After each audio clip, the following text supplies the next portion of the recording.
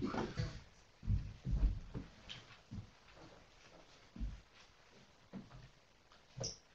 à tous. Je m'appelle Pierre-Marie, j'ai 38 ans, je vis et je travaille à Paris. Je fais moi aussi, étant qu'on arrive à projeter la présentation, je n'ai pas besoin tout de suite pour me présenter. Je voulais moi aussi pour commencer remercier le musée Horta de m'avoir invité à cette série de colloques, ce colloque, et plus particulièrement Benjamin Zoustrassen de m'avoir non seulement invité, mais de m'avoir aussi soufflé le titre de mon intervention. Être ornemaniste au XXIe siècle. Alors, je suis conscient que c'est un titre qui n'a certainement pas manqué de piquer la curiosité des passionnés et des spécialistes que vous êtes. C'était très intéressant pour moi d'assister aux deux premières interventions ce matin. J'aurais aimé toutes les deux vous rencontrer plus tôt dans mon parcours, parce que justement ce que je vais tenter de faire lors de cette intervention, c'est en déroulant un peu différentes créations et réalisations que j'ai faites, vous montrer que l'ornement n'est pas une vocation pour moi, c'est pas plutôt le fruit de l'évolution d'une pensée et d'une réflexion tout au long de ma carrière. En effet, en sortant, je ne me suis pas dit, tiens, j'aimerais être ornemaniste. Je ne crois pas qu'il y ait aujourd'hui d'école ou de cursus qui forment à cette profession. À l'époque, il faut se dire aussi qu'on est en... je ne connais même pas le mot ornement en 99 quand j'ai 17 ans, et je ne m'intéresse d'ailleurs pas du tout au décor, parce qu'à l'époque, à Paris, à la fin du XXe siècle, la décoration, c'est bien souvent des intérieurs haussmanniens qui ont été complètement recouverts de blanc et dans lesquels trônent une ou deux pièces de design dans une couleur un peu criarde et parfois de l'art contemporain accroché au mur. Et du coup, il n'y a rien dans tout ça qui me parle, qui interpelle ma sensibilité. Non, à l'époque, je rêve d'être animateur dans les studios Disney, c'est un rêve d'enfance. Et donc, en sortant de mon bac scientifique, je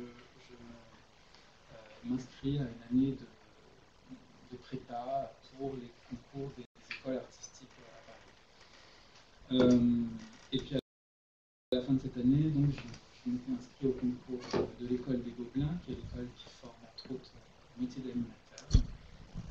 Et en fait, ce qui s'est passé, c'est que le jour où je suis arrivé au centre des examens pour passer le concours, je me suis tout de suite rendu compte que c'était pas du tout un métier fait pour moi, que j'allais certainement échouer au concours, parce que j'avais à côté de moi des camarades qui avaient des crayons très secs, très bien taillés, des gommes électriques, et qui avaient vraiment cette espèce d'application, un geste très sûr et très technique qui n'est pas du tout mes gestes.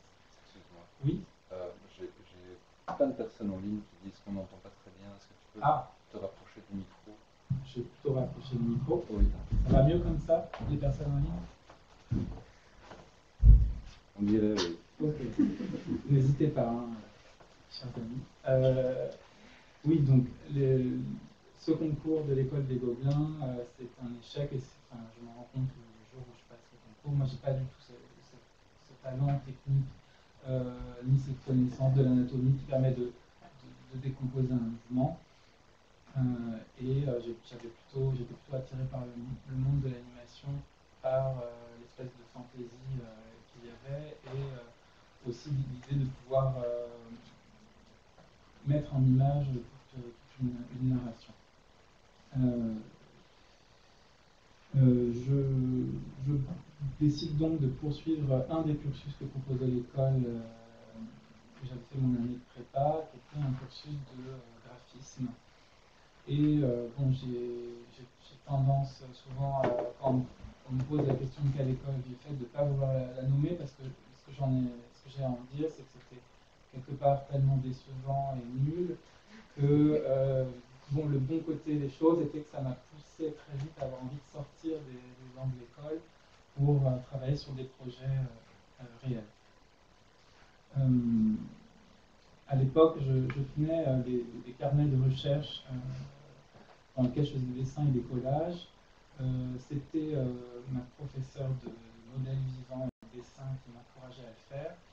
Alors, ce qui est drôle, c'est qu'à l'époque, elle avait tendance à me disputer en me disant « T'as vraiment un dessin, c'est du décor, c'est décoratif. » Et je ne comprenais pas du tout ce qu'elle voulait dire à l'époque. Et je crois qu'aujourd'hui, surtout après tout ce que je viens d'entendre, je comprends mieux. Et puis, bon, bah, elle, c'était quelque chose, voilà, en tant que plasticienne, quelque chose qu'elle n'aimait pas. Mais voilà, moi, c'est quelque chose, je pense, qui est resté dans mon travail et qui est le fondement même de tout ce que je fais. Donc, je vous montre ces carnets, ces œuvres de jeunesse, pour vous dire en fait aussi ce qui a été cette envie de travailler très vite dans le monde réel. J'ai eu l'idée, j'ai pris à l'époque connaissance en allant dans une de ces boutiques que NSB sortait des collections qu'elle appelait t-shirts d'artistes. Et puis en voyant les t-shirts qui étaient exposés en boutique, je me disais, moi je peux faire la même chose, peut-être même mieux. Et donc c'est avec cette espèce de courage, je ne sais pas d'où ça venait, que j'ai envoyé. On m'entend toujours pas. Tu peux prendre le micro en main, peut-être, et parler directement devant. Oui, parce que je bouge beaucoup la tête comme ça, parce que j'ai envie de m'adresser à vous. Donc je prends le micro en main, pas de problème. Donc j'envoie mes carnets à NSB, ça met quelques temps à lui parvenir, mais toujours est-il qu'un an après cette découverte dans sa boutique, je me retrouve dans son bureau, tous les carnets ouverts, des post-it dans tous les sens, et avec l'enthousiasme qui la caractérise, elle me dit j'adore tes dessins, on va faire ensemble une collection de t-shirts d'artistes, et j'ai fait ça pendant peut-être 2 ou 3 ans alors que j'étais encore étudiant. Donc je vous montre les différents résultats. Ça c'est des photos que j'ai faites à l'époque, donc du coup la qualité n'est pas optimale. Ce qui est intéressant là-dedans aussi, c'est que je voyais tous les traités sur l'idée de l'art appliqué, donc de l'art appliqué à l'industrie. Moi, c'est quelque chose qui a toujours été très important dans mon travail. Je n'imaginais pas, si vous voulez, produire, avoir une pratique artistique gratuite et seule dans mon coin pour ensuite la présenter sur les murs des galeries. J'aimais l'idée d'avoir en face de moi des interlocuteurs, des commanditaires, des clients qui avaient quelque part une sorte de problématique, ce qu'on appelle un brief, et que ma pratique artistique se façonne tout au long de la discussion avec ces clients, ces commanditaires. C'est d'ailleurs ce que j'ai fait en parallèle à cette première collaboration, en sympathisant, en liant des liens amicaux et professionnels assez forts avec toute une génération de jeunes créateurs qui sortaient d'écoles de mode et qui se lançaient, qui lançaient leur marque. C'est en 2002-2004, c'est encore la grande période des jeunes créateurs dans la mode.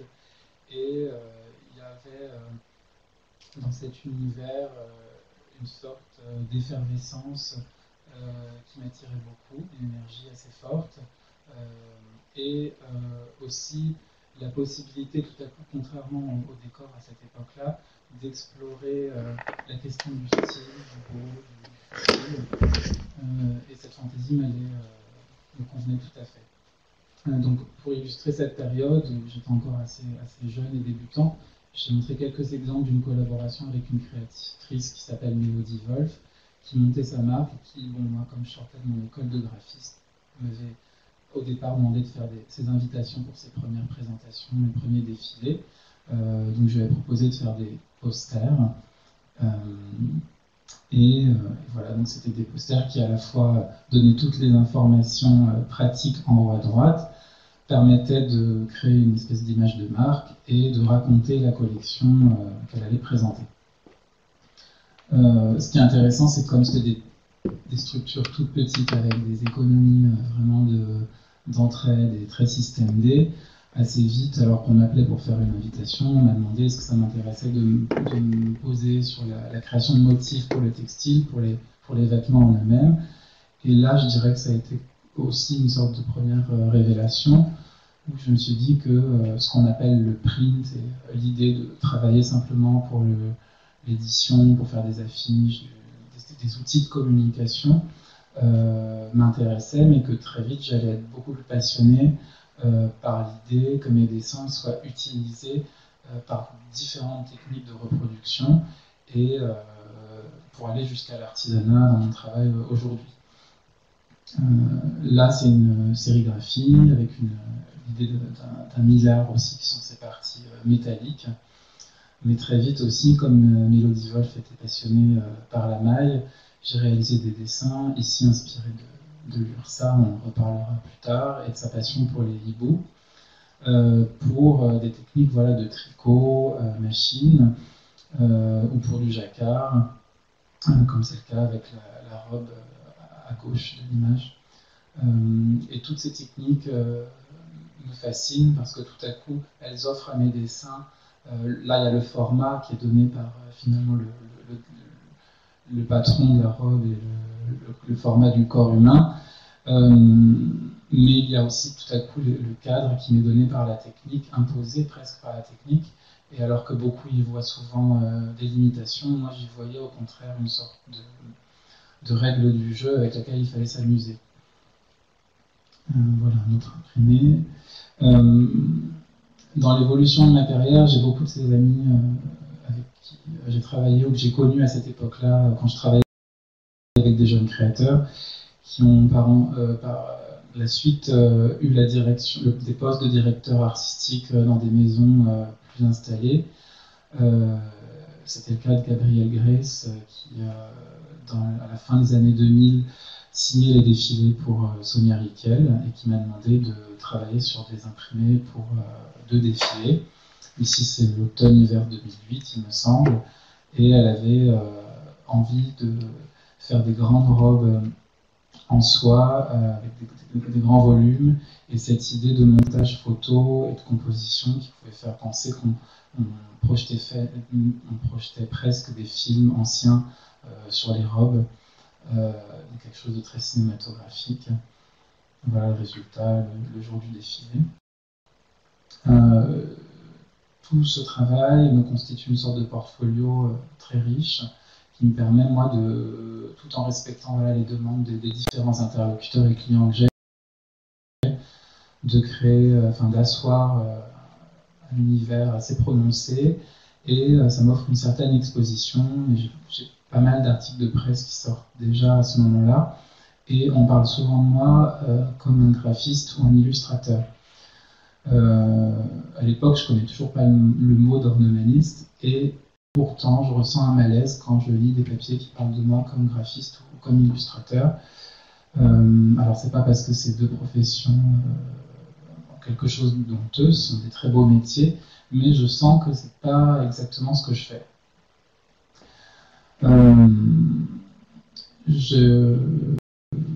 En 2008, avec tout ce portfolio et cette espèce de couverture médiatique, j'en profite pour écrire à Hermès, en leur disant que moi j'ai un rêve, c'est de dessiner des foulards pour eux.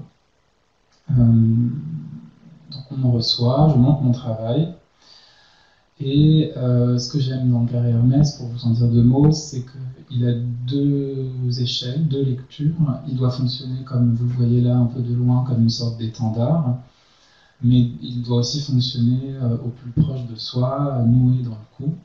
Et là, le rôle de l'ornement est pour moi prépondérant, parce que lorsque le foulard est noué, on n'aperçoit qu'une seule partie du dessin.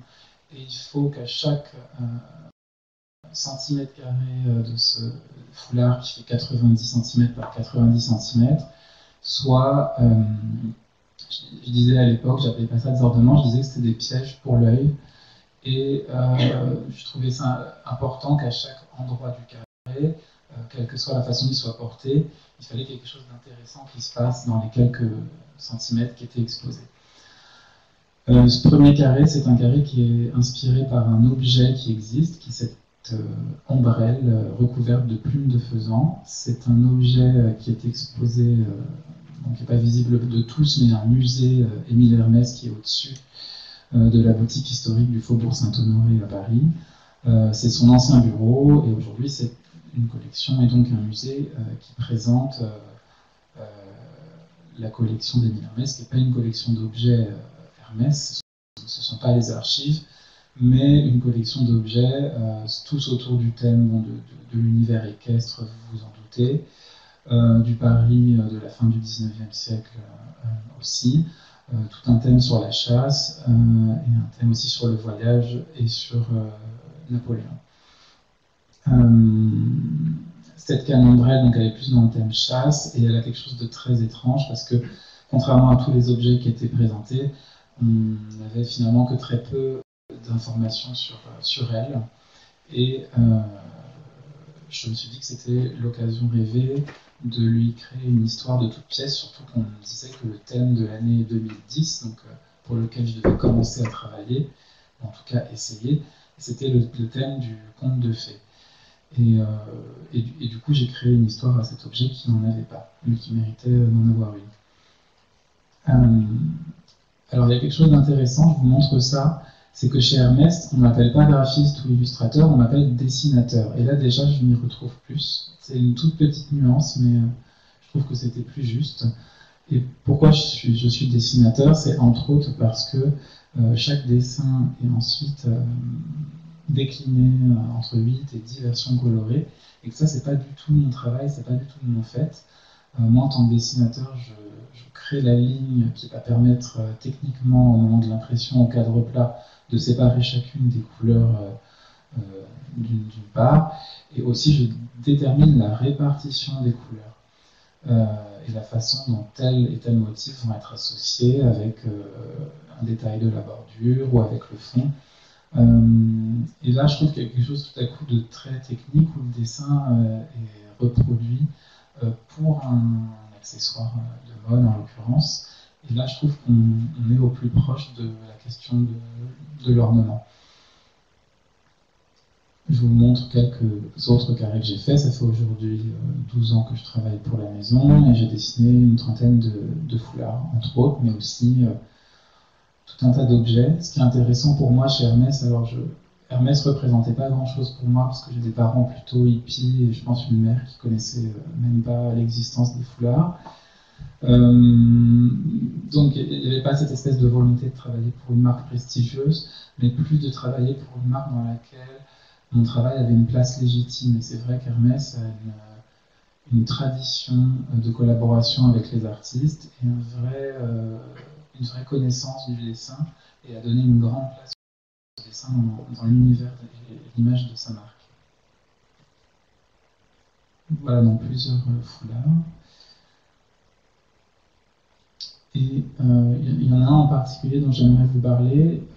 C'est un dessin qui est né, là on voit sur la photo, lors d'une exposition au musée de l'Armée à Paris, aux Invalides.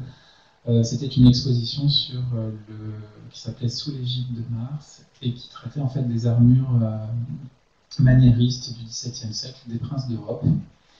Donc un sujet inspirant.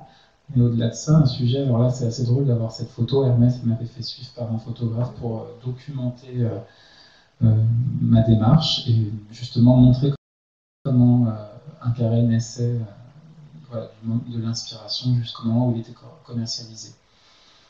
Ce qui est assez drôle d'avoir cette photo et de pouvoir la partager avec vous, c'est que c'est le moment précis où j'ai pris connaissance du terme ornemaniste. En lisant le cartel je crois que c'est à peu près quelque chose comme ça que je regardais, de cette planche. Donc c'est encadré comme si c'était une œuvre d'art, mais ce n'en est pas du tout une. C'est un document de travail qu'un ornemaniste français du XVIIe siècle avait réalisé à l'intention de l'orfèvre, qui fait ensuite ouvrager les cuirasses des armures des princes. Et en fait, en voyant ça, j'ai été très touché et je me suis reconnu là-dedans. Je me suis dit, moi, mon travail, en fait, c'est ça, c'est pas illustrateur, ça ne va pas parce que je n'illustre pas les histoires des autres, j'illustre pas des livres pour enfants.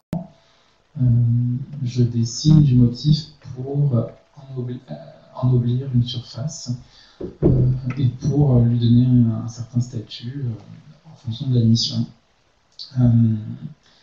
Donc, on voit là que mon travail est assez proche de celui-ci. Là, je dessine un des motifs qui constitue le carré.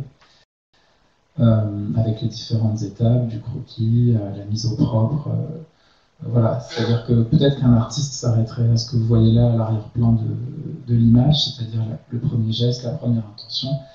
Et moi, comme je travaille pour une maison comme Hermès, et qu'il faut préparer quelque part le dessin de façon à ce qu'il soit reproductible sur soi en plus, ce qui n'est pas le plus facile, il y a plusieurs étapes dans mon travail. Voilà le dessin du carré en question, qui s'appelle lui aussi Sous l'égide de Mars. Nous avons demandé l'autorisation au musée des Invalides et qui avait accepté. Pour Hermès, je vous disais, je dessinais des foulards, mais je aussi dessiner d'autres produits. Ici, c'est un papier peint et un tissu d'ameublement qui s'appelle Jardin d'Osier et qui a été présenté ici à Milan en 2015 lors du Salon du Meuble. Je vous le montre parce que c'est peut-être une des premières fois où je me pose la question du décor. Et c'est aussi la première fois que je vais à Milan. Et cette ville a eu une importance pour moi dans la relation que j'ai pu faire naître avec l'idée de la décoration et du décor. Parce que là-bas, il y a toute une effervescence et une génération qui, pour moi, apporte à ce que je connaissais du décor en tant que Parisien, à quelque chose de l'ordre de la fantaisie, de la référence, parfois qui peut être vu comme quelque chose de passéiste. Mais voilà, en tout cas, une espèce de façon d'embrasser le passé, avec en même temps une certaine folie, une certaine liberté, dans laquelle je me reconnais. C'est d'ailleurs le cas d'une galerie milanaise qui s'appelle la galerie Nilufar, dont je rencontre la propriétaire la même année, et qui me dit j'aimerais beaucoup que tu fasses des tapis pour moi. Et en fait, voilà, c'est très intéressant parce que à l'époque, comme je suis connu pour faire des carrés, Hermès, mon téléphone ne sonne que pour me demander de faire des foulards. Et puis je suis obligé de dire non parce que voilà, c'est pas correct de donner la même chose à différents clients, d'une part, et puis je travaillais déjà avec quelque part la meilleure maison en termes de foulards, je voyais pas ce que j'allais faire ailleurs. Et donc ça prend parfois l'intervention dans votre vie de quelques personnes comme ça qui ont l'idée que votre travail est très beau sur des foulards, mais que donc il pourrait très bien s'appliquer sur des tapis, pour que les choses avancent et dans ma tête aussi. Donc voilà 2 dessins de tapis que j'ai appelés en italien Fioritura mimetica, donc c'était l'idée d'une floraison en camouflage. Et qui s'exprimait de 2 façons comme ça. Donc ce sont des tapis qui sont numéros 1 en Inde, et là aussi, tout à coup, c'est hyper excitant pour moi de voir que mon dessin peut être ensuite sublimé par une technique artisanale. Et puis parfois ça peut être sublimé, puis parfois ça peut être complètement gâché. Il y a les 2 cas de figure. Mais du coup, ce que je trouve intéressant, c'est que là, dans mon travail, au-delà du travail de dessin, de la réflexion sur la couleur, il y a aussi toute une réflexion sur le matériau, la technique, la façon, et choisir la bonne personne à qui faire réaliser le projet. À peu près au même moment, donc là on est en 2015-2016, j'achète un appartement parisien dans le quartier de la Nouvelle Athènes, donc c'est entre l'Opéra de Paris et Pigalle. C'est un quartier qui est intéressant pour moi parce qu'il a voilà, un style architectural qui est très marqué, qui est très seconde moitié du 19e siècle et qui va jusqu'à l'Art Nouveau. Le quartier est quelque chose de très romantique au sens premier du terme, et du coup ça va être pour moi l'occasion à ce moment-là de m'intéresser à l'Art Nouveau de plus près. Et je pense que c'est à peu près à cette époque-là que je visite le musée Horta pour la première fois à l'époque. Et je vais être aussi très touché par cette visite. Et je me reconnais aussi dans l'idée de tout à coup voilà, construire un projet d'habitat, un projet domestique, en ayant comme point de départ l'ornement. Et c'est ce que je vais essayer de faire avec ce premier appartement, que je m'improvise un peu décorateur et que j'utilise comme une sorte de laboratoire, d'une part pour voir ce que je peux dire avec sur ce nouveau terrain de jeu, et surtout est-ce que c'est vivable, parce que on voit souvent que, voilà, en tout cas à la période de l'Art Nouveau, les décorateurs, les ensembliers, les urbanistes commencent par leur propre lieu de vie. Je pense que c'est une façon de montrer que c'est faisable, c'est vivable, et puis aussi une façon d'être assez libre au départ. Donc on retrouve ici le premier tapis que j'ai dessiné, qui était un peu la première pièce que j'ai posée. Et de ce tapis sont nés des objets, d'autres motifs, et tout cet ensemble, il y a vraiment cette idée de dialogue entre les formes, les couleurs. À l'époque, je ne connaissais pas de fabricant de papier peint, mais j'avais effectivement, le revêtement mural était pour moi un des sujets les plus faciles à imaginer, explorer, puisque c'était en 2 dimensions. Et je travaillais beaucoup avec des sérigraphes pour souvent mes cartes de vœux. J'ai eu l'idée comme ça de sérigraphier sur des panneaux de carton carré, un peu pour renouer avec l'idée du domino avant l'invention de l'impression sur rouleau. Et puis cette idée comme ça d'assumer un capinage en le soulignant avec une baguette de bois peinte, et qui me permettait finalement d'accrocher ces panneaux en carton avec du velcro, et puis de pouvoir les changer en fonction des saisons, des envies. Donc à ce jour, j'ai 2 jeux de couleurs du même motif, et je le change, il y en a un qui est pour l'automne-hiver et l'autre pour le printemps-été. Et puis j'ai fait ça de façon assez naturelle, et en fait c'est vrai qu'après quand je recherche plus loin, je vois que c'est quelque chose qui fait vraiment partie de la tradition des arts décoratifs, voilà, d'avoir un décor qui est évolutif en fonction des saisons.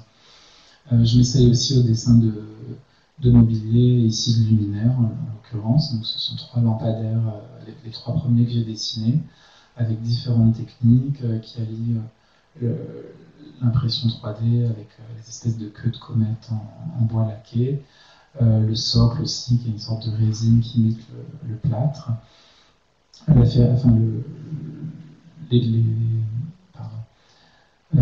la ferronnerie, et puis aussi cette idée de me réapproprier la lampe Tiffany en faisant un globe monté à la façon d'un vitrail avec du plomb, avec des parties en verre qui sont bombées puis peintes avec de la grisaille. Et je me suis aussi amusé à dessiner cette cheminée qui a cette forme d'escalier en vague, et qui a une forme qui est comme une sorte de module que je me suis amusé à déployer sur différentes parties de mobilier, comme la base des lampes ici, mais aussi, voilà, là on voit le meuble que j'ai dessiné pour ranger mes archives dans les boîtes bleues. Il y a un détail aussi de ce même module de vague. Ça c'est mon bureau. Voici les lampes seules. Ça c'est la salle à manger, pour laquelle j'ai eu envie donc de continuer à explorer le motif. On voit sur les sièges qui sont des antiquités, qui est un travail français années 40, qui en même temps avec cette espèce de délire presque Louis XIII, avec les jeux de boules comme ça de bois. Sur ces sièges, il y a un lampin de soie que j'ai dessiné, que j'ai fait tisser à Lyon. On voit au premier plan, on verra certainement après, une cuisine qui est faite en fait tout en éléments imprimés, parce que c'est quelque chose que je trouvais vraiment génial dans les années 80, dans le mouvement Memphis notamment, et qui a été complètement abandonné. À l'époque, il y avait toute une série de références de motifs et de dessins très fantaisie, et puis aujourd'hui, à part un effet faux bois, faux marbre, faux granit, il n'y a pas grand-chose de proposé. Donc voilà. Et d'ailleurs, c'est une cuisine Ikea, pour ce qui est de la base, que je me suis amusé à habiller comme ça, en imprimant numériquement. Je reviens à l'image d'avant. Il y a cette tapisserie dont je vais vous parler, qui était un des projets que j'avais pour cet appartement, En fait, il y avait évidemment le tissu, le papier peint, les tapis, mais ça c'était assez direct par rapport à la profession que je faisais, le travail que je faisais avec la mode. Mais il y avait deux choses qui me fascinent depuis que je suis enfant, c'est la tapisserie et le vitrail. Et en fait, ce qui est assez intéressant, c'est que aujourd'hui, avec le recul que j'ai, et puis encore plus après vous avoir écouté, la tapisserie, le vitrail, c'est intimement lié à l'idée du décor. Et pourtant, moi, quand j'ai grandi et que j'ai découvert la tapisserie de la Dame à la licorne au musée du Moyen-Âge à Cluny, ou les vitraux de la Sainte-Chapelle, lors de mes visites le dimanche à Paris, j'avais aucune espèce d'idée que c'était lié à la question du décor, parce que pour moi c'était ancien, c'était quelque chose d'historique, voilà. Et assez tôt, dans mon adolescence, je me disais, si tu es passionné par la tapisserie ou par le vitrail, tu as qu'à apprendre le métier de lissier ou le métier de maître verrier ou de vitrailliste. Et puis en fait, comme j'aimais toutes ces choses-là, je n'ai jamais pu choisir et je trouvais ça un peu dommage de me lancer. Alors voilà, c'est que ce n'est que plus tard que j'ai découvert que, il y avait un vrai lien avec le décor, qu'il y avait aussi des vitraux, des tapisseries dans des décors civils.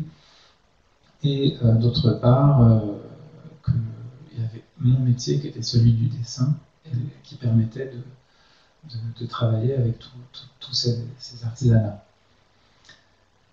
Je vais essayer d'aller un peu plus vite. Là, c'est d'autres pièces de mon appartement avec d'autres réalisations, un autre lampade de soie et des luminaires dans le dressing sur la photo à gauche.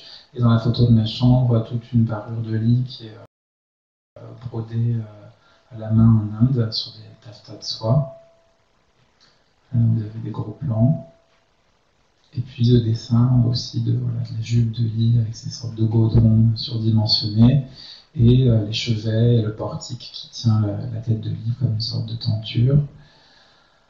Les coussins, les fameux lampades de soie, avec ce motif qui commence à devenir récurrent à ce moment-là dans mon travail, qui est celui du ruban. Et que aujourd'hui, je trouve que je l'ai utilisé pour faire le logo de ma société, parce que je trouve qu'il y a quelque chose de l'ordre de... Enfin, pour moi, ça pourrait, s'il n'y avait qu'un ornement, ça pourrait être le ruban. Et puis, du coup, je pense à cette histoire de ligne de force ou à tout ce que vous avez pu dire sur les courbes d'Horta. Et je suis assez touché par ces similitudes. Flambeau et ruban. Et ici, les deux premiers vitraux que j'ai dessinés et qui sont installés dans ma salle de bain et dans ma chambre. Je ne suis pas allé de la main morte pour les deux premiers, d'une main morte. J'avais beaucoup de choses à dire. J'ai demandé à mon petit ami si j'avais le droit d'utiliser un souvenir de l'enfance qu'il avait en Algérie, où il avait inventé tout un rituel de décoction de fleurs de jasmin et de danse mystique pour protéger sa maison du vent, du sirocco. Et du coup, là-dedans, moi, j'avais tous les éléments pour créer un vitrail et pour tous les ornements possibles. Comment styliser, en effet, la fleur de jasmin, ici dans les cabochons, j'ai pas de photo plus proche, il me semble. Voilà, il y a la fleur de jasmin, il y a les volutes du vent rouge, donc le sirocco, et en même temps toute cette figuration qui est permise, notamment dans certains des carreaux, mais aussi dans les médaillons beige, là, où il y a de la grisaille qui raconte l'histoire justement à la façon d'un vitrail ancien. La tapisserie dont je vous parlais, qui s'appelle Ras El Hanout, que j'ai dessinée pour ma salle à manger. Donc Ras El Hanout, c'est cette idée de mélange d'épices, et je l'ai appelé comme ça parce que, comme c'était dans une salle à manger, je trouvais ça important qu'il y ait quelque chose de culinaire, ou en tout cas de parfumé dans cette tapisserie, ça marche aussi. Et là, je voudrais revenir sur ce que vous avez dit toutes les deux, sur l'idée d'en fait de s'inspirer de la nature, mais de ne pas être dans une approche naturaliste. C'est un problème que, j'ai mis 9 mois à mettre au point ce carton de tapisserie. Je suis allé au Buisson, j'ai découvert une ville que j'aime beaucoup et un savoir-faire incroyable, et une manufacture, et la vie d'une manufacture, et des artisans, des personnes, des mains. J'étais très étonné de voir avec ces personnes qu'on avait un vocabulaire très commun. Je reviens sur cette idée des végétaux. En fait, mon tout premier croquis, j'aurais pu vous le mettre, ça aurait été intéressant, avait une approche beaucoup plus naturaliste, où j'étais parti de planches botaniques représentant ces différentes épices. Il y avait quelque chose de beaucoup plus réaliste, plus fouillé. Et quand on a tissé le premier échantillon de la taille de ce carnet à peu près, parce qu'il faut y aller lentement, ça n'allait pas du tout. C'était tellement réaliste et tellement mon dessin, il avait une sorte de serti noir auquel j'ai l'habitude dans mon travail, notamment du foulard Hermès, mais aussi parce que j'ai un travail très, très sur la ligne, et dans le vitrail aussi il y a le cloisonné. Là, il fallait complètement s'en débarrasser si on voulait que ce soit intéressant et que la reproduction en textile soit belle. Et puis d'autre part, l'idée d'une représentation naturaliste avec différents plans ne fonctionnait pas du tout. Et ça m'a demandé un travail de stylisation des végétaux, où j'ai essayé d'aller pour chacun d'entre eux, tout en conservant cette idée de richesse, d'aller au plus juste dans l'idée d'une silhouette. Je parle presque d'un alphabet, où je me disais, voilà, s'il n'y avait pas toutes ces couleurs, mais qu'on voyait chacune de ces plantes en ombre chinoise, il faudrait qu'on puisse la reconnaître. Et je pense que là, il y a vraiment ce travail qui est propre à l'ornemaniste qu'on peut retrouver ici. Cette tapisserie fait 3,65 m par 1,85 m. Elle a 350 couleurs, je crois. J'avais aucune idée qu'il en faudrait autant pour la reproduire. Donc là, je vous présente Aubusson parce que certainement beaucoup d'entre vous ne connaissent pas. Et une vue de la manufacture. Et là, une sorte de reportage que j'avais fait pour présenter le projet à la presse, où en fait, j'ai vraiment tenu, une fois que j'ai mis au point ce carton, à aller sur place, moi-même aller choisir toutes ces couleurs nécessaires dans leur catalogue. Ils ont un immense catalogue de fils de laine, et ils ont aussi une teinturerie à l'intérieur même de la manufacture, ce qui permet, si au cas où il manquerait une couleur, de pouvoir la travailler sur mesure. Et j'ai tenu, un peu à la façon justement de Jean Lursa, à moi-même numéroter mon carton. Alors c'est pas vraiment un exercice de style, mais il reste plus de temps, c'est ça? Oui. Ah bon alors, je vais aller super vite, tant pis pour vous, tant pis pour moi. Voilà, donc le travail à Aubusson. Et je crois qu'il y a à peu près 70 images encore. Donc de toute façon, il n'y a pas vraiment de conclusion parce que voilà, ça c'est une galerie que j'ai ouverte en bas de chez moi pour pouvoir continuer ces expériences sur les décors. Et c'est là où j'ai présenté pour la première fois cette tapisserie, quand il a fallu aussi 9 mois pour la tisser, pour la présenter dans un décor. Cette galerie, c'est un peu l'idée de l'anti-White Cube galerie, et l'idée qu'on peut présenter de l'art dans un univers décoré, un univers total. J'avais réalisé un autre tapis pour cette exposition, un vitrail pour le fond de vitrine. Ça, c'est une autre exposition à Toulon. J'ai été invité lors de la Design Parade dans l'ancien archevêché de Toulon. Et à chaque fois, quand je crée un décor, je réfléchis avec quel artisan je vais pouvoir réaliser les pièces. Donc ici, j'ai découvert le rotin, la ferronnerie et aussi les émaux de Longwy. Voilà, comme on voit là en bas à gauche. Ça, c'est la retranscription de cette exposition dans ma galerie. Et pour présenter le vitrail qui était in situ à Toulon, j'ai créé une structure comme une sorte de chandelier surdimensionné. Encore une fois, là, je pense que l'inspiration de l'Art Nouveau est très visible. Voilà. Des vases, là c'est quand j'ai commencé à travailler avec un souffleur de verre. Un autre tapis que j'ai fait avec la manufacture Robert Foix à Aubusson. Il y en a encore beaucoup, hein, je suis désolé, je vais aller très vite, et puis vous me poserez des questions tout à l'heure, peut-être. Une exposition à Milan, justement, je faisais un hommage aux deux mouvements qui m'ont intéressé, donc Memphis et le modernisme italien. auparavant en vitrail. Un autre vitrail que j'ai fait pour une autre marque pour laquelle je travaille qui s'appelle Diptyque, donc là très inspiré par l'école de Nancy. Et voilà, et ça je trouve que c'était aussi quelque chose d'important à montrer, c'est ce travail-là, cette photo-là résume bien pourquoi aujourd'hui je prétends être un ornementaliste. C'est parce que mon travail est celui du dessin appliqué au décor et main dans la main avec les artisans pour mener à bien les projets et pour un commanditaire. Notre tapisserie, un autre paravent en vitrail, c'est presque fini. Des tapis, des objets en verre. Et là, mon tout dernier projet pour conclure, qui est à l'invitation des Galeries Lafayette et d'un architecte qui s'appelle Franck Mahazi, qui m'ont demandé sur leur projet de restaurant sur le toit des Galeries Lafayette, qui est un projet donc très architectural, de faire une intervention artistique liée à l'architecture en discussion avec l'architecte.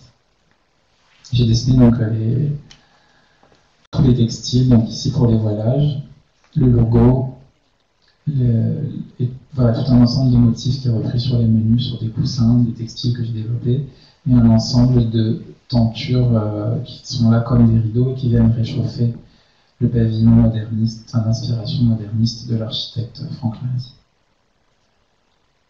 Et pour moi, c'était intéressant de voir un architecte qui était prêt enfin à faire une place pour un autre talent, parce que je pense que l'ornement et l'art décoratif est quelque chose qui a été un peu malmené ces dernières années, dû au fait qu'il y a cette culture maintenant de l'architecte star, qui a envie de tout faire, même ce qui n'est pas son métier. Donc je trouvais ça très intelligent et intéressant de voir qu'un architecte avait envie de me laisser autant de place dans le projet, et surtout pour un projet qui est sur le toit d'un grand magasin parisien où les arts décoratifs, voilà, c'est peut-être un des derniers endroits où les arts décoratifs se sont exprimés pleinement au début du XXe siècle. Et désolé pour le temps de trop. Merci à tous.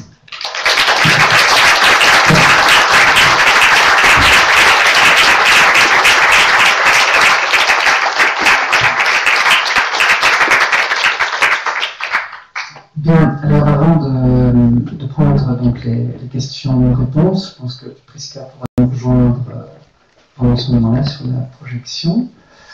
Vous avez pu donc, pour ceux qui sont dans la salle, voir le système qui a été mis en place pour les autres qui ont bien resté chez eux, parce qu'il y a eu un certain succès. Beaucoup de personnes se sont inscrites à ce colloque.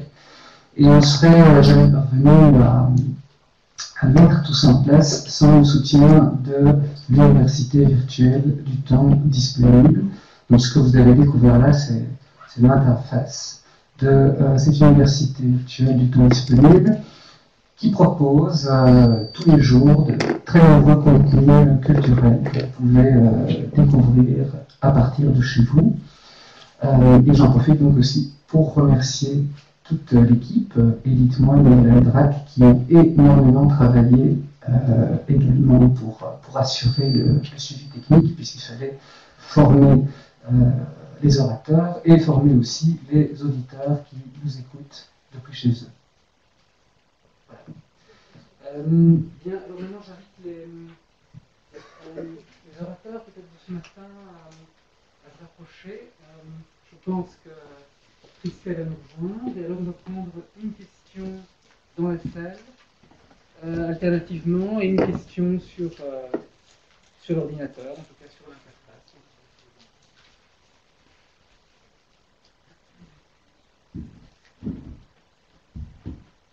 Est-ce qu'on commence par la salle Oui, j'attends.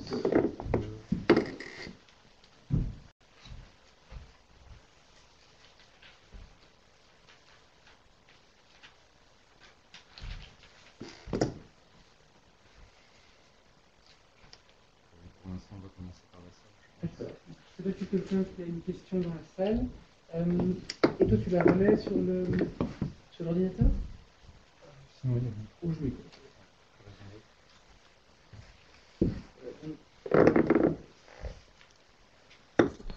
Comment est-ce qu'on l'a mis ?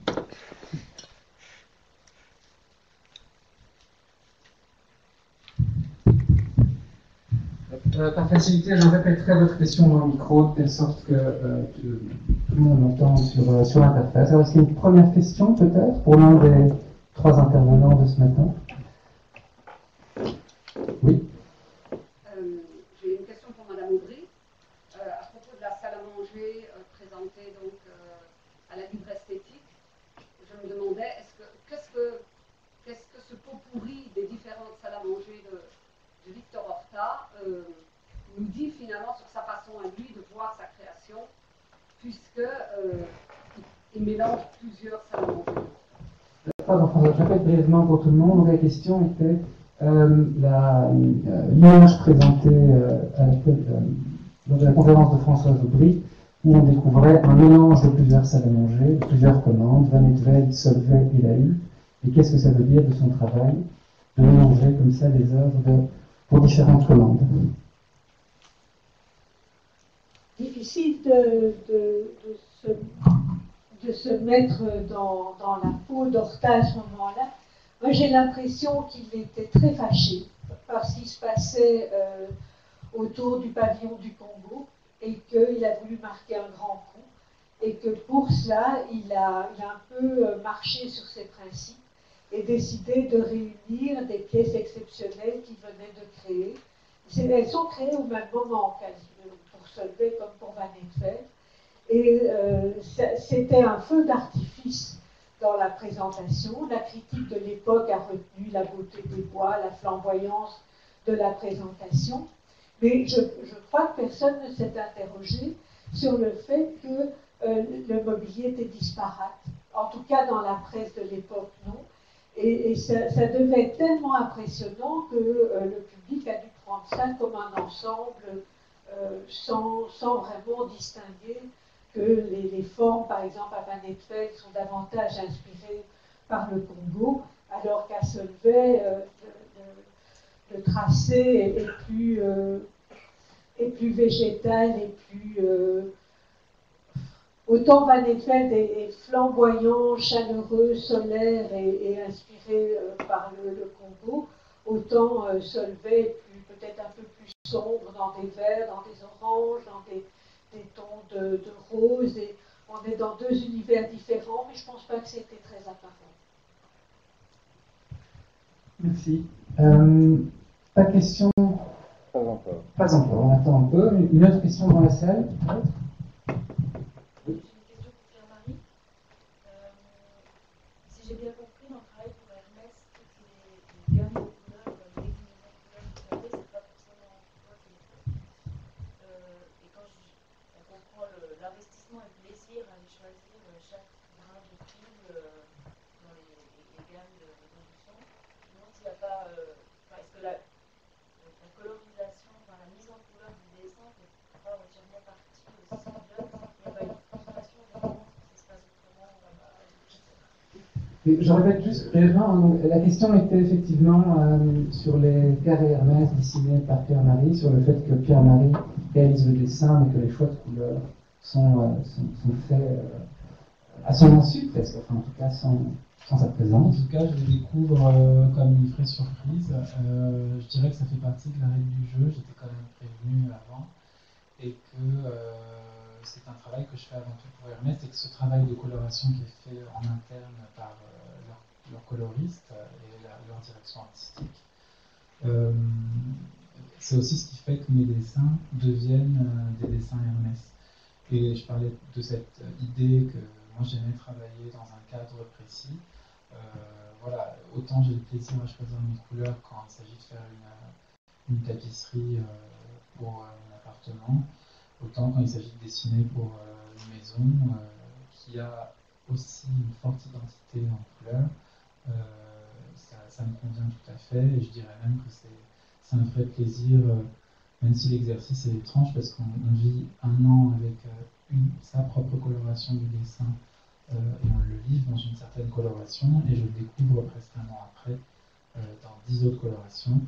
Mais j'ai beaucoup appris parce qu'ils se permettent énormément de choses avec la couleur, et voilà, il y a beaucoup de choses que j'ai pu apprendre en observant ça. Donc c'est plutôt un plaisir et pas du tout une frustration. Oui, dans la salle toujours. Peut-être quelqu'un. C'était pour rebondir sur la réponse. Oui, oui.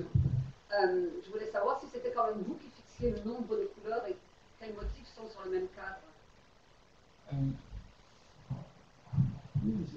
Ah oui, pardon. Oui, une question supplémentaire. Si le nombre de couleurs est décidé par Pierre Marty. Oui, disons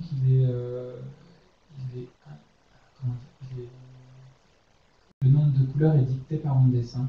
Et après, il y a tout un travail de gravure où parfois les graveurs de chez Hermès à Lyon peuvent prendre la liberté de réduire le nombre de couleurs, par exemple, ou de faire des associations qui n'étaient pas prévues. Mais je dirais que la décision artistique du nombre de couleurs, c'est est-ce qu'on est plutôt sur un dessin qui a 3-4 couleurs dominantes, ou est-ce qu'on est dans quelque chose de très multicolore, avec beaucoup donc, de cadres nécessaires pour le reproduire, ou au contraire un dessin qui est fait en très peu de cadres. Ça, cette décision, c'est la mienne. En tout cas, c'est quelque chose qui est présent dès le moment de ma maquette. Et ensuite, tout le travail qui est fait en gravure, souvent c'est un travail un peu en coulisses qui permet d'adapter au mieux le dessin à la technique d'impression. Mais a priori, oui, les différentes associations, c'est moi qui les donne à travers mon coloris maquette. Oui. Oui, mais aussi pour Pierre-Marie. Je voudrais savoir si vous avez étudié l'œuvre de Lursa avant de commencer à réaliser des tapisseries. Parce que je trouve qu'il y a pas mal de similitudes, au point de vue même des motifs et des couleurs et tout ça. Donc, est-ce que Pierre, c'est très étrange, est-ce que Pierre-Marie a été inspiré par Lursa, ses créations? Oui, tout à fait. Donc je disais que j'ai connu Lursa grâce à la créatrice Mélodie Wolf, avec qui j'ai travaillé au tout début de ma carrière, qui elle était passionnée de tapisserie moderne. Et j'ai découvert le travail de Jean Lursa, mais aussi celui d'Anne Robert ou de Picard Ledoux. Et je dois avouer que, en tout cas pour cette toute première tapisserie, pour moi, il y avait la nécessité de reprendre là où les choses s'étaient un peu arrêtées dans le temps pour moi et dans le style aussi. Et du coup, c'est pour ça qu'il y a cette influence très forte. Et j'espère que dans mes prochains projets de tapisserie, ça ira peut-être un peu plus loin. Voilà. Mais c'est vrai que c'est une inspiration, c'est tellement riche en termes de forme, de couleur. Il y a une telle virtuosité, un tel appétit de la part de Lursa que pour moi c'est une sorte de vocabulaire de forme infinie et dont il faut s'inspirer et qui peut participer à renouveler un langage ornemental aujourd'hui. Très bien. Toujours rien.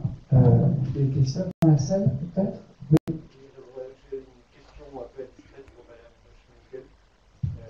En fait, je vois qu'elle conseille les nouveaux propriétaires, qui je crois sont des Autrichiens ou des Allemands, de la maison Van de Velde.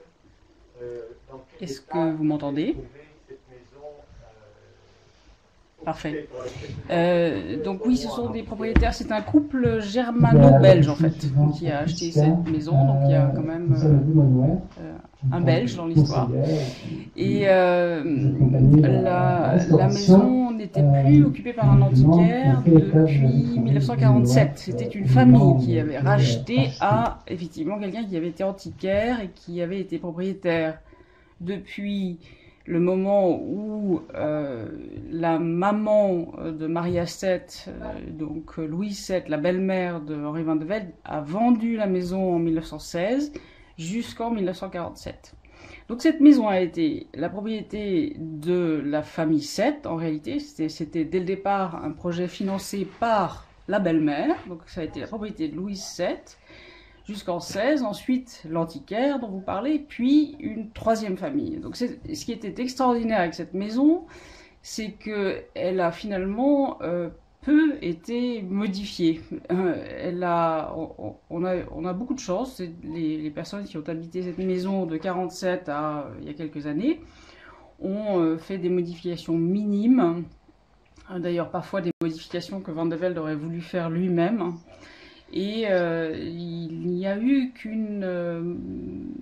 on va dire un effacement des surfaces.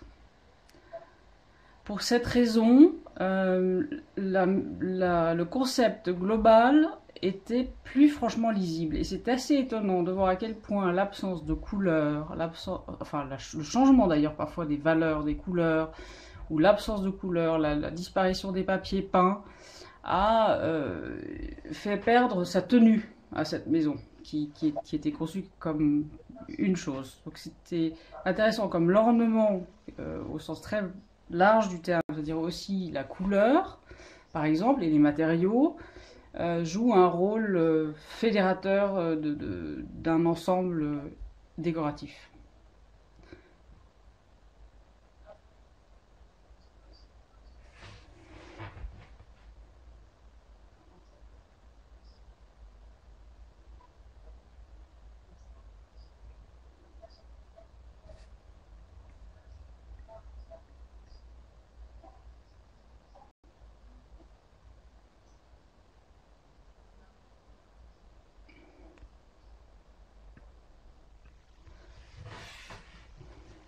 Très bien, merci beaucoup. Oui, alors la dernière question, avant la pause, est de Paul Greenhalgh, qui est donc notre dernier intervenant de cet après-midi. Horta et Van de Velde, est-ce que tu peux... Oui. Et en fait, voilà, c'est une question qui s'adresse à Françoise Aubry, Priscilla Schmitt et Pierre-Marie. Qu'est-ce que vous pensez, quelles sont les leçons les plus directes pour la création contemporaine de ces premiers maires qui sont Van de Velde et Horta? Je ne sais pas qui est prêt à se lancer. Je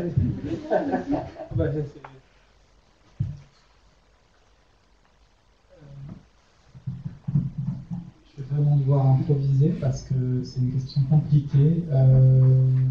Et puis je ne peux parler que pour moi-même. Je dirais que moi je vois une certaine forme d'humanisme. Je ne sais pas si c'est une aberration d'utiliser ce mot-là, mais en tout cas l'idée de s'inspirer, comme on disait, de la nature et de la faire rentrer chez soi.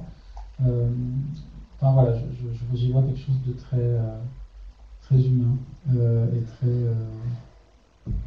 une façon aussi presque sociale, je ne sais pas comment le dire autrement,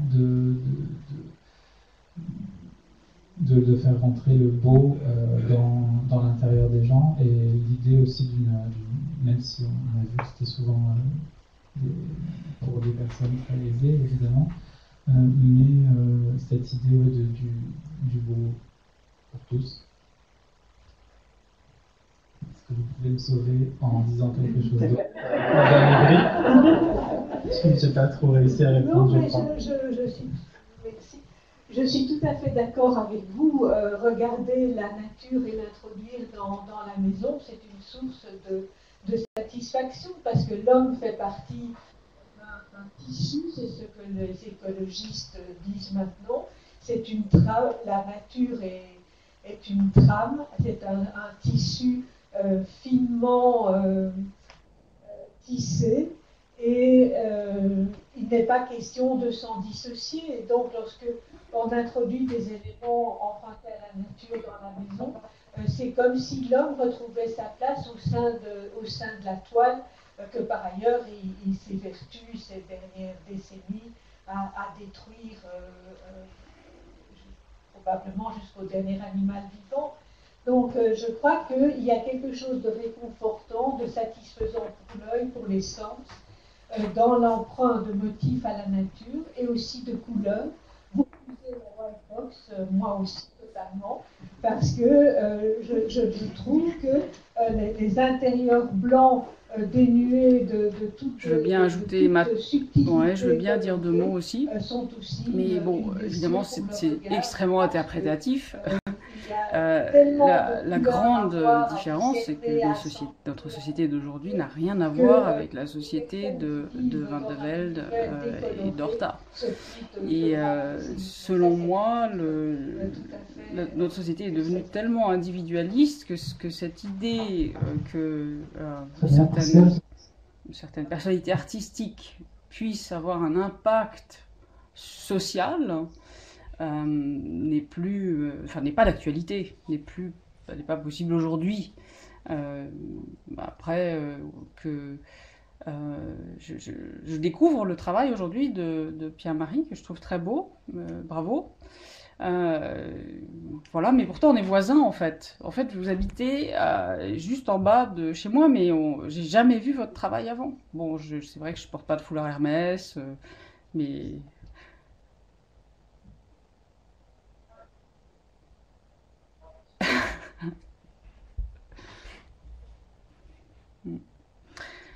Voilà, en tout cas la question de Paul Greenhalgh est vraiment pertinente, mais vraiment difficile d'y répondre. Merci. Le même Thalys que moi, ça aurait été sympa ce matin.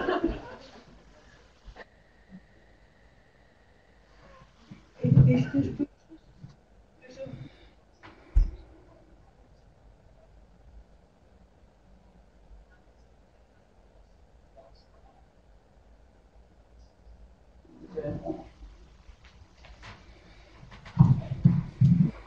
Je voudrais juste ajouter une chose, qui est un propos que j'ai souvent tenu quand je faisais visiter le musée à des groupes, à des personnes individuelles. C'est pas coûteux, je le reconnais, mais ce n'est pas difficile de demander à un artiste de créer pour vous. Il ne faut pas avoir une fortune pour aller demander à un ferronnier, à un maître verrier, à quelqu'un qui crée des tissus, de les colorer en fonction de vos goûts et de vos envies. C'est un des vrais plaisirs de l'existence, c'est de se retrouver comme un Laurent de Médicis au petit pied, mais c'est d'aller voir quelqu'un, de dire voilà, ma maison est comme ça, ou mon appartement est comme ci, vous ne voulez pas me créer une lampe et d'expliquer son rêve. Et ça, je crois que c'est tout à fait possible et qu'il faut le dire et le redire. Il y a Ikea dans la vie, mais il y a aussi cette possibilité merveilleuse de faire des objets en fonction de ce qu'on aime et de l'appartement, de la maison dans lequel on vit. Voilà, on va rester sur ces paroles que nous terminerons cette première partie du colloque. Et donc, merci infiniment.